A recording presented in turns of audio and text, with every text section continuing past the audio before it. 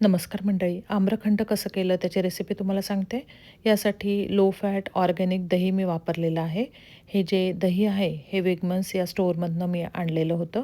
कुठल्याही ब्रँडचं तुम्ही दही घेऊ शकता किंवा घरी जे बनवलेलं दही आहे ते सुद्धा चक्क्यासाठी तुम्ही वापरू शकता. आधी कॉटनच्या सुती कापडामध्ये हे दही टाकलं आणि त्याच्यातलं जे पाणी आहे ते दाबून असं पिळून घेतलेलं आहे आणि कापडामध्ये हे घट्ट असं दही बांधून ठेवलेलं आहे. कारण जेवढं घट्ट बांधू तेवढं त्याच्यातलं पाणी चांगलं झिरपून जाईल म्हणून घट्ट दही याच्यामध्ये बांधून ठेवलेलं आहे. इकडे अमेरिकेत एखादा गोड पदार्थ करायचा असेल तर शक्यतो आम्हाला तो घरीच बनवावा लागतो. कारण इंडियासारखे इथे भरपूर असे ऑप्शन नाही आहेत. म्हणजे खात्रीशीर असं काही ठिकाण नाही आहे की जिथे एखादा गोड पदार्थ आपल्याला मिळेल. त्यामुळे आम्ही शक्यतो घरीच गोड पदार्थ बनवत असतो. यामध्ये मी 3 आंबे घेतलेले आहे आणि त्याचा गर काढून आंब्याचा हा रस तयार केला. त्यानंतर 1 वाटीबरोबर पिठी साखर यामध्ये घालण्यासाठी घेतलेली आहे. सकाळी हा चक्का सगळा कापडामधनं काढून एका बाउलमध्ये काढून घेतला आणि हाताने 5 ते 10 मिनिटं चांगला एकजीव असा हा फेटून घेतलेला आहे. तुम्हाला वापरायचं असेल तर ब्लेंडर पण तुम्ही वापरू शकता. पण मी हातानेच चांगला हा फेटून घेतलेला आहे. त्यामध्ये थोडी-थोडी करून पिठी साखर घातली. पिठी साखर घातल्यानंतर सुद्धा चांगला हाताने हा फेटून घेतलेला आहे.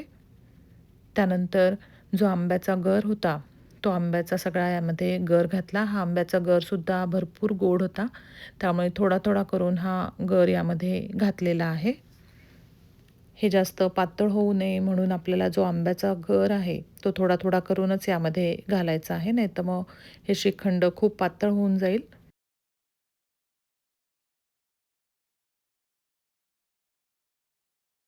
हे सगळं जे मिश्रण आहे, म्हणजे हे सगळं जे श्रीखंड आहे, मी बराच वेळ हे छान सॉफ्ट होण्यासाठी भरपूर वेळ मी ते फेटत गेली.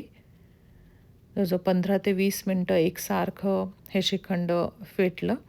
त्यानंतर वरून यामध्ये ड्रायफ्रूट पेरलेले आहेत आणि यामध्ये वेलची पावडर किंवा जायफळ असं काहीही फ्लेवरसाठी टाकलेलं नाही आहे. कारण आंब्याचा रस आपण याच्यामध्ये टाकलेला होता. त्यामुळे आंब्याचा फ्लेवर लागावा म्हणून फक्त आंब्याचाच म्हणजे रस यामध्ये घातलेला आहे. बाकी काही घातलेलं नाही आहे आणि वरून यामध्ये ड्रायफ्रूट पेरलेले आहेत.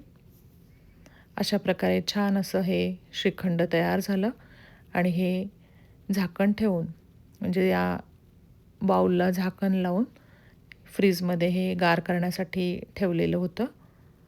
चवीला पण हे खूप छान झालं. अशा प्रकारे तुम्हीसुद्धा करून बघा. धन्यवाद.